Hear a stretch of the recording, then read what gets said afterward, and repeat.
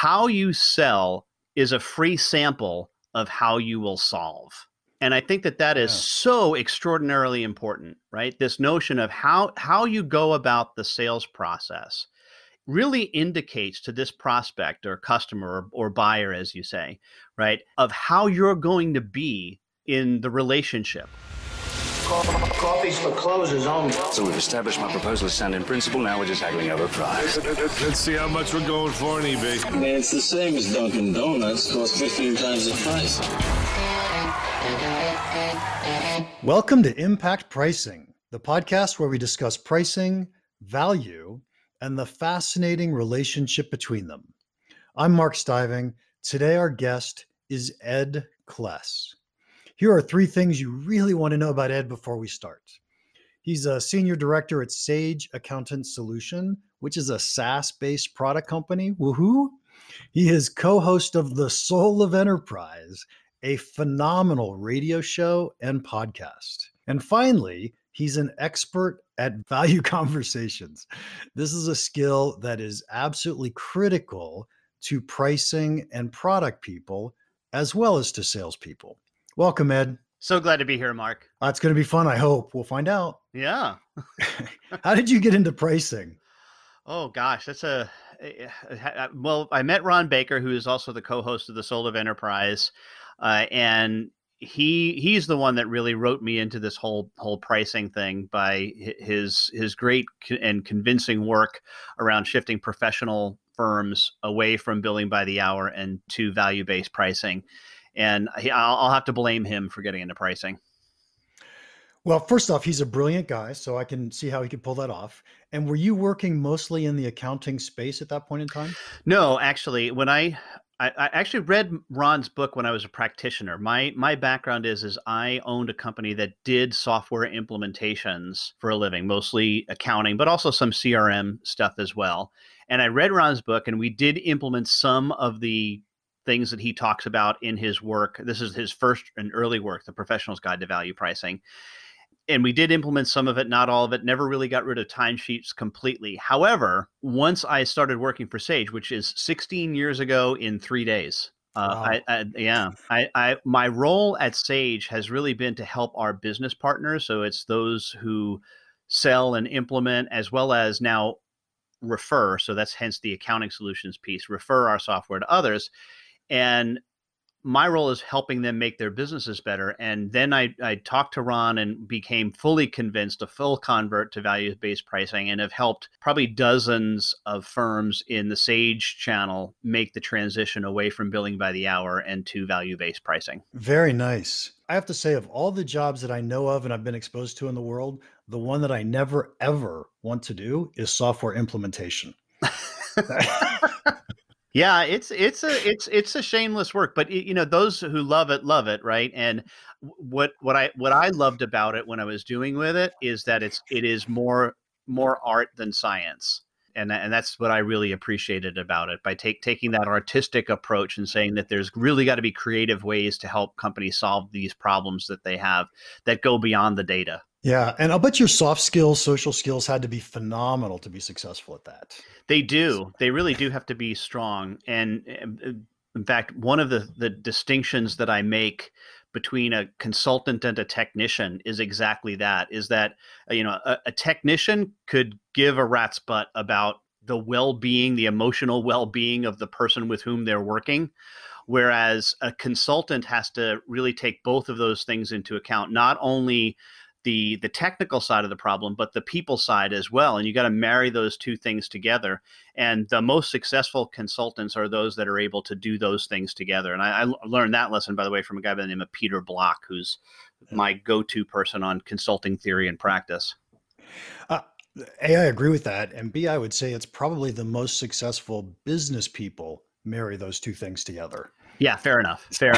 Yeah, fair enough. Hey, let's jump into what we really want to talk about today, and that's value conversations. And can I start by asking, what is a value conversation? When you describe this to someone, what do you say? The value conversation is simply this. The three things, as you and your audience, I'm sure, is aware of, that take place in any transaction is the cost to you as a provider, the price that you're going to charge, and the perceived value of the customer. And those are the three interrelated variables that everyone is concerned with. I mean, a lot of people just see it as a two, but there's really those three, right? And the value piece is that value conversation. I often tell this story. It's like, look, your customers, your prospects are never going to care about your costs. Never. It's not their job to care about your costs. Like, nobody walks into Starbucks and goes, I hope they have their cost structure figured correctly. Like, nobody does that. Right? So nobody cares about your costs. So to argue costs with them is completely pointless. And in fact, we get frustrated when people do it. Right? Now, price. The customers always want prices to be lower. This is a universal truth. Right? This is no kidding. Customers want prices to be really, there's a shock. To me, blaming not getting business on your price is akin to blaming an airline crash on gravity. Right? Why did the plane crash? Well, it's gravity. Right? Yeah. It's like, well, it's a true statement, isn't it? Yeah, well, it is. Exactly. Every plane crash, why was it gravity? If it wasn't for dang gravity, it wouldn't have been that plane crash. Well, no kidding but you can't blame price for that. I think it's ridiculous. And of course, then the third component is this value. And if you think about this, it is the one element of the three where the provider and the customer are both on the same side, because we as providers and them as customers both want to maximize the value that the customer gets. As a professional, that's what I want to do. I want to maximize the value that I provide to my customer. They want to maximize the value they get from me. So lo and behold, isn't this interesting? That's where the conversation should start. It's the one element of those three where our interests are completely mutually aligned. Yes. And in the beginning, before a customer buys from us, or I should say before a buyer buys from us, what we're trying to do is explore with them to figure out how much value would our product really have for them. And one of the things I often say is, look, maybe our salespeople know our product really well, but they don't know that customer. Maybe our customer knows themselves and their business really well, but they don't know our product. And the only way we truly figure out how much value there's going to be when we put those two together is to have a value conversation. Does that make sense to you? Absolutely. Yeah.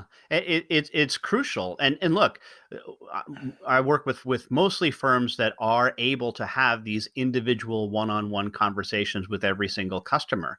And in my opinion, it's been something that they've just let slide past them. That, I got a feeling that AT&T would love to have a conversation with me on a one-on-one basis to decide why I'm adding a cell phone line. Oh, your son's starting to drive. Really? Right? This is all information that they would find really valuable, but they can't because they have so many transactions that they got to deal with in the professional space and in other spaces as well. It's great that you have this ability to have this individual one-on-one conversation about value. And I think it's something that far too many firms just let slip past them. And it's quite a shame, because it not only is it interesting from a business standpoint, and I think this is probably one of the most profound things that I've ever heard said about a value conversation. And this comes from a guy by the name of Mahan Khalsa, who wrote a great book called Let's Get Real or Let's Not Play. He said, how you sell is a free sample of how you will solve. And I think that is so extraordinarily important, right? This notion of how you go about the sales process really indicates to this prospect or customer or buyer, as you say, right, of how you're going to be in the relationship. That makes a ton of sense. So Ed, can you, I'm going to give you a big challenge. Okay. All right. In early 2018, you and Ron did an entire Soul of Enterprise show on value conversations. You guys spent an hour talking about how to do this. And by the way, phenomenal. Everybody should go listen to that podcast. It was amazing. Can you explain that in 2 minutes or less? You don't have to do in depth. Just tell us what it is. Yeah, and some of it is what I just talked about is really based on and thank you for saying that it was such a great show. But it is based on this work of this guy Mahan Khalsa and his great book Let's Get Real. And I mean, he's written a whole book about it. This thing called the value conversation is just absolutely outstanding. So now I'm doing a summary of a summary, which Okay, perfect. it's like the executive summary of executive summaries. Just to say this is that it really has to be using language that the prospect or customer understands. Everything is talked about from their perspective. Right. One of the things that drives me nuts about people who say they have value conversations is something like this. Well, we got their numbers and we put them into our ROI spreadsheet. And then it came out and it said that they were going to save 0.729 cents per transaction. I'm like, are you freaking kidding me? That is not that's not customer centric, because the customer's going to go, who has the problem? You and your spreadsheet have the problem. Yes. Right. And to me, the notion of the value conversation is more about the customer, prospect, buyer feeling like they are heard, right? Yes. And this goes back to, however you want to call it. It's either, it's either one of Stephen Covey's 7 Habits of Highly Effective People, or it's part of the Prayer of St. Francis, however you want to talk about it, right? Yeah. Seek first to understand, then be understood, right? Seek first to understand, then be understood. And what people want is they want to felt listened to. And I think that one of the big mistakes that salespeople and even marketers to a certain extent make is they hear keywords. I'm going to use like a real technology example. You remember and I don't do this anymore, but if you go to the Google website, you can type in keywords and there's 2 buttons. There's search and I'm feeling lucky. Right? Have you ever hit on, what I'm feeling lucky is? I have never hit it. Okay, so I'm feeling lucky is this. I'm feeling lucky is I am so good at putting in keywords that I know that the first thing that Google returns is the thing I'm going to be looking for, right? So in other words, jump past the screen that shows me the search results and just go right to the first one, right? That's what I'm feeling lucky is. Yep. And I think that salespeople and marketers do this sometimes in the process, right? They hear keywords that a prospect says, and all of a sudden they're like, I'm feeling lucky. Boom, this is what you need. And they do the data dump on them. And well, they're thinking, here's the script I know. That's you right. Gave me the opening. Let me spew my script. And here's the thing. Maybe even if you're really good, maybe 98% of the time you guess right?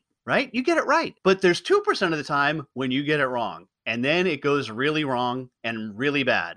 But here's the thing. Even in the 98% of the time, when you do that, the prospect does not feel heard. We know as human beings when we're being heard. Mark, I'm sure you've had this phenomenon. I know you do a lot of travel, as do I. You get back into your room after a long day of teaching pricing, and you make that obligatory call home, right? Because that's a good thing, and I get that. But you also think, okay, now is a good time for me to catch up on my email, right? So you're there on the phone and quietly typing on your keyboard, and your spouse or significant other says to you, "You're not listening to me." How do they know? Right? How do they know? They know. Right? And it's because we're just innate human beings. And my point is, and then I'm sorry for dominating, but no worries. My point is that prospects as other human beings can sense that as well. How's the podcast going? Are you getting value? Research shows that people don't really value what they get for free. But I'm hoping you'll prove this research wrong. Please demonstrate to us and the entire world that you value this podcast. Would you please pause the podcast, subscribe if you haven't already done so, rate the podcast, and leave us a short review? You'd be doing a huge favor. And research shows if you invest this little bit of time, you'll probably like the podcast even more. Win-win. Pause. Do it now. We'll wait for you. As a trainer, which I know you do a bunch of training as well, as a trainer, one of the problems I always found myself with, and I had to force myself not to do this, is somebody starts to ask a question. And I already know what they're going to ask because I've taught this class hundreds of times. I can't, let me answer that. It's just go ahead, ask the question. We'll let it all come out before we start to answer. It's the same thing, right? That people need to feel heard. They do. They need to feel that heard. As human beings, we need to feel heard, which to me, honestly, one of the opening questions in the value conversation, without getting into the details, but I think this is so important, I want to mention it, is simply this question: is now an appropriate time for me to ask you questions? Okay, that works. And I think that is it's a crucial step that is so often missed. Yeah. Right. Excellent. Okay, so I want to make sure that we get to the meat of the value conversation. Right. And so what we're essentially doing is collecting the problems that our buyers have. Mm-hmm. And then we're finding ways to figure out what the value of solving each one of those problems is. Correct. And it's a method, it's a technique that we could teach salespeople how to do this. Yep. And it works amazingly well. Yeah. Would you like me to quick step through that, or no? Oh yeah, let's step through it really fast. Okay, so stepping through it really fast is once we By the way, you failed at 2 minutes. Okay, go ahead. Yeah, big time. So we have this complete list. We have this list of all of their potential problems, challenges, and then I think the first thing that after we do that is to say, hey, listen, let's prioritize. Which of these do you think is the most important? Right. So I think another mistake that people make is they oftentimes you talk about the first thing that the prospect says, but oftentimes that's not the most important. So we want to get that complete list out first. Then we want to talk about which one do they think is the most important. And once they identify that, then we ask a very simple question. This is a problem. How do you measure this problem out? How do you know it's a problem? What's the evidence that you have? And that's the key. I like that word a lot. What's the evidence that you have that this is a problem? And that kind of, all right, well, we got to think about that, right? Well, let's see. The evidence is that we have a lot of missed shipments. Okay, great. So now we can drop into what Mahan Khalsa calls the 5 golden questions. How do you measure it? What is it now? What do you think it should be? What's the value of the difference between those two? And then over what period of time? Right. I think those are so brilliant, and it gets to the point. Yep. Now, what I want to do is I want to throw you a curveball. You may have thought about these things before. You may not have. Yeah. Everything that you've described or we've talked about so far really has to do with the relationship between a salesperson and a buyer. Mm-hmm. You work for a product company. I teach product companies all the time. And what I think is that these value conversations could be really valuable to product marketers, to product managers, in the following sense. You brought up AT&T, and would AT&T like to know if you had a son? And okay, they can't do that for every buyer, but that if they did that for enough customers, they would suddenly know, oh, this is what my market segment cares about. These are the things that are valuable or aren't valuable in my market segment. Have you guys used this in more of a product method as opposed to a sales method? I'm not on the product side at Sage. I would hope that we do something like this, and we do have product marketing people whose job it is to do this. My sense is that we do tend to pay attention to what customer requests are, and what people are looking for in terms of software enhancements, let's say, or why we're losing deals, let's say, to a competitor. But do we do a great job at then understanding from a value conversation what the market would be saying about those in general? Probably not. I don't know that for sure, but I would tend to say that people don't. I think it's a brilliant idea, though. I mean, that's exactly what you have to do. You have to have some understanding of what the words that I use are perceived value of the customer are in general, and where necessary, and in specific where practical. Yeah. I've been coaching a bunch of clients lately, and I created this thing I call a value table. Mm-hmm. And a value table essentially has it has more, but we'll call it 4 columns: problem, solution, result, value. And the problem and the solution's your feature. The problems we're solving. The result is what you just talked about in the, hey, we're going to ship more. We're going to ship more regularly. We're going to be on time more often. And we can put a metric around that. And then the value is using Mahan Khalsa's 5 golden questions to say, how do we get to a dollar value? Now, we know every customer is different, but if we could do that for a half dozen different customers, suddenly our product people understand our products, which I find amazing that our companies, our own people don't even understand the value of our products. very well. No, it's true. I mean, and that's one of the things that I have done a lot with Sage is work with our partner organizations on educating salespeople. I don't use training, by the way. I use the word educate. I find it to be a much stronger word than training. At the risk of getting bleeped, there's a very specific reason. We have a VeraSage colleague named Dan Mars who has a great line about this. He goes, if you want to know the difference between training and education, it's this. Do you want your 17-year-old or 16-year-old going to sex training or sex education class?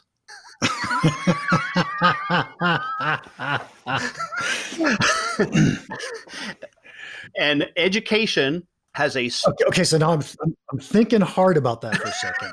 But would I rather have my salespeople go to sales education or to sales training? Right. And education has a moral component. In fact, the word education comes from the same Latin root as the word for extrude, because what you're doing in an education is you're not putting in, right? Training, you're putting stuff in. In education, what you're doing is you're extracting out what they already have. Right? So the notion is that you as the educator are the one that you're not stuffing them with stuff. You're using what they already have and getting it to come to the surface, extracting it out from them. Right? Yeah, I think that's absolutely right. Yeah, that's absolutely right. One of the things about value conversations that I always like or am amazed by is this conversation about getting off the solution. Oh, yeah. Can you talk a little bit about that? Yeah, and moving off the solution, and again, it's all Mahan Khalsa. I can't say this guy's name enough. He's, by the way, happily retired in Hawaii, by the way, as well he should be. Yeah, because this is a big thing. And it gets actually back to that conversation about the Google search, right? And the mistake that we make by jumping in and saying, hey, listen, here's the solution. It is the result of a solutionist mentality, which is, I know what your answer is already, and which is great. But again, the customer doesn't feel heard. How are they heard? Well, when you pivot and move away from the solution, as much as we want to share our solution with them, that is a way to short circuit the value conversation. Because once you go to solution, you've lost the potential to talk about perceived value to them. So it's very simply this, the phrase, it's listen is the first step, right? Then you have to assuage them in some way, right? Then there's this move or pivot, and then finally there's the close. So a 4-step process, really 3, but the first step is just listen, all right? So we assuage them. Say someone comes to us and say, hey, we're looking for, I'm going to use the example I use all the time because I'm most familiar with it. I need a report that shows me inventory turns by item category. Whether or not your system has that report or not is irrelevant, completely irrelevant. What you say is, thanks for asking. That's the assuagement. We do stuff like that all the time. In other words, we're giving them some insight that, yes, you've asked an appropriate question to someone who potentially has the answer for you. So thanks for asking. We do stuff like that all the time. However, what we found is that oftentimes when people ask for some kind of a customized or specialized report, there's another way of getting that information out of the system that doesn't really necessarily involve customization. That's the move. So the fourth part, the close. So would it be okay if I asked you a couple of questions as to what's driving your need for this inventory returns by item category report? You know what's so hard about what you just said, Ed? Is you could ask the question, do you have this type of report? And as a salesperson, I want to say, yes. Oh, yeah, we got it. Of course we got it. In fact, it's so good we have 3 versions of it. Let me show you all 3. Right. and what you just went through was a way to, instead of saying yes, by the way, we didn't say no. Right. We just transitioned this into, oh, I want to find out what you're really after, because it's not just this report. There's really other things going on. Exactly. So exactly the case. I just find that so fascinating because I want to say yes. Heck, I always want to say yes. Oh, you have to fight every fiber in your being not to do it. And look, the way I sometimes introduce this is I'll talk about this thing called solutionism, right? And I'll say, hi, my name is Ed, and I'm a recovering solutionist, right? Yes. Because I'm still recovering. I still do it. I don't know how you don't. It's just so hard. Yeah. You have to walk into the conversation knowing this is about to become a value conversation. It's not, let me go sell my product. Let me go All right. pitch my product. And let me say something really California, sit in a hot tub, like soft, right? This is where I think that meditation and mindfulness exercises are so important, right? To be able to take a couple of breaths as you're walking into a meeting and get yourself into a state where you're like, it's not about me, it's about them, right? Yes, I actually really liked that when you guys were talking about it on the hour-long podcast. You made a special point that says, look, when I do a value conversation, they know that it's about them. They know that I'm listening to them. And so they care so much more. Yep. We had a conversation the other day, and you had said to me, I had talked to you about the will I versus which one concepts, and I love will I and which one. All my listeners have heard it, and if they haven't, go back and listen to any of my other podcasts. You'll know about it. But I'd asked, this value conversation makes a lot of sense if I'm doing a will I situation because I don't have any competitor there. But as soon as I start to have a competitor, now it's, well, what do I do that's better than my competition? And you said something to me that I thought was really fascinating. It was very insightful. Are you willing to share it? Do you remember what you said? I have an idea, but I don't. But what? Go ahead, tell me. You had said even when there's competition and we do a value conversation, people trust us more. Correct. They believe us more. Correct. Right. Correct. And that's actually going back to something earlier in our conversation. How you sell is a free sample of how you will solve. So just being willing to have the value conversation is a differentiator, period. I think that's brilliant. So I ran into a statistic that said from Corporate Visions, it said 74% of buyers choose the sales rep that was first to add value and insight. Isn't that exactly what you just said? Shocking. Yes. Good. And I have data to prove what I've always believed. You can borrow that one. That's okay. Yeah. I can say 74. You know what? I'm going to add just because it sounds more precise. 74.3% because it makes makes it sound better if you add up precision after the decimal point. Because if it was just 75%, that would just be like, oh, someone rounded that. Yeah, exactly. It's like a 9 pricing. It's like exactly. Ed, this has just been fabulous, but I want to wrap it up with my favorite last question. Okay. What's one piece of pricing advice that you would give our listeners that you think could have a big impact on their business? And it's something we haven't talked about today, and that's offer choices, right? Offer choices. That to me is the other thing too. Is don't hesitate to come up with and compete with yourself to try to develop choices that the customer, because customers use human beings love choices. So offer choices. And by that, your good, better, best fits in that category. Absolutely. Good, better, best fits in that category, but there's, other ways to do that clearly, but make sure that you are giving the customer choice. And that, that goes back to your, which one, right? Stuff too. Yep. Yeah. Oh, absolutely. Absolutely. Ed, thank you so much for your time today. If anyone wants to contact you, how can they do that? Actually, best place to contact me is to go out to the Soul of Enterprise site. So just the soulofenterprise.com. That's the radio show. You can send me an email at ed.kless@gmail.com. I'm the only Ed Kless in the world. I'm real easy to find. Nice. How'd you pull that off? I don't know. My parents have a unique name. So, well. Yeah. Hey, I also suggest you go subscribe to the Soul of Enterprise. It's a fabulous podcast. Thanks so much, Mark, for saying that. Appreciate it. Oh, no worries. So that was episode 24, probably one of our best. My favorite part today. What do you think? I really liked the solutioning. Getting off the solution was really good. What was your favorite part?